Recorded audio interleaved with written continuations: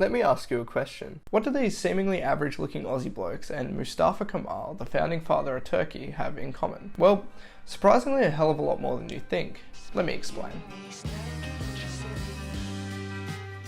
The 1920s saw Turkey gain independence from the nearly 700-year reign of the Ottoman Empire. Held by Mustafa Kemal, the country's first president, Turkey saw intense waves of left-leaning reforms in an attempt to modernise the country in ways seen in the West. Between women's voting rights, religious independence, and secularism within government, the country was determined to separate itself from Ottoman rule, with Kemal's policies affecting nearly every aspect of Turkish life, including their music. This led to the creation of Anatolian Rock, a style of music birthed in independence and liberalism, and one that was vastly different from the traditional Ottoman folk music of the 1800s.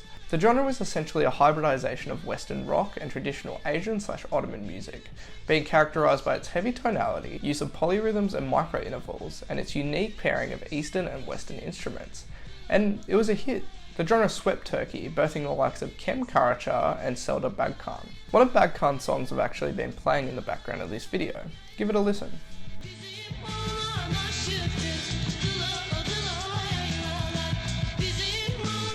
Regardless of your musical background, I can guarantee you can hear this global blending. The tune sounds Western enough, but it's clear there's something else happening too. Let's break it down. Borrowing from 1900s rock, we can hear some pretty distinctive elements. We have a repeated harmonic guitar riff being paired with melodic vocals and a funky acid bass. All of this runs on top of a pretty regular rhythm on your typical drum kit. These elements are all pretty stock standard to Western listeners, but compared to Ottoman folk, vastly different. On the other side of the fence, however, we can still clearly hear the Turkish and Asian influences, most notably the presence of microtonality and the baglama. The instrument uses notes not typical to the Western 12-tone scale, making it sound off to Western listeners. Evidently, this fusion of music truly did define Turkey over the 1900s, but not just because of its musical makeup. Rather, Anatolian rock became representative of Turkey's distinctive cultural identity, its independence, and the progressive beliefs that defined it. Andy Bennett's book, Music, Space and Place, theorises that distinctive musical styles can become representative of one's cultural identity, and define how cultural groups can negotiate the everyday. This theory is blindingly apparent in the case of Anatolian rock, even in 2022, with the genre being a symbol of liberalism, independence, and democracy. Unfortunately, the 80s in Turkey saw Anatolian rock's downfall.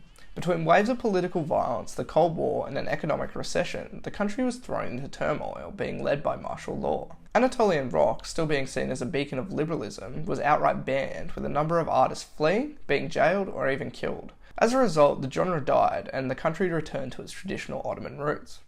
And then the internet happened. The globe saw an overwhelm of technological advancements, with international music becoming more and more accessible than ever before. Hegel suggests that this evolution of communication method played a fundamental role in music transculturality, making global genres more accessible to the majority of individuals. This increase in global accessibility was key to the Anatolian rock renaissance, with intercultural music convergence resulting in even more blending, fusion, and hybridization of genres. Online, the genre was revived to some degree, with communities such as the Anatolian Rock Revival Project.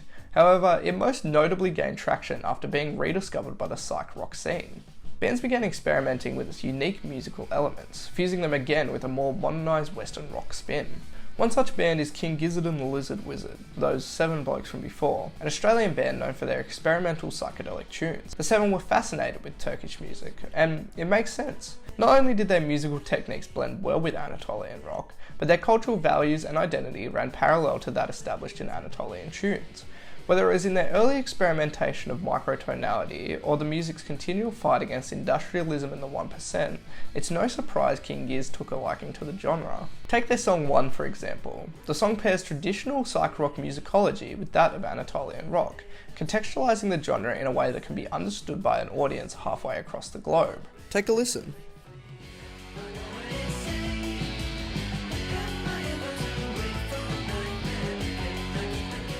Not only does this blending of genre make musical techniques accessible to an Australian audience, but it allows King Gizzard to showcase the genre's distinctive cultural identity. Although the song was written in 2021, it effectively draws upon hundreds of years of musicology and global inspiration, something only possible through the increased international interconnectedness of the 21st century. But it does pose another question. To what degree can traditional music become westernized before it loses its distinctive themes altogether?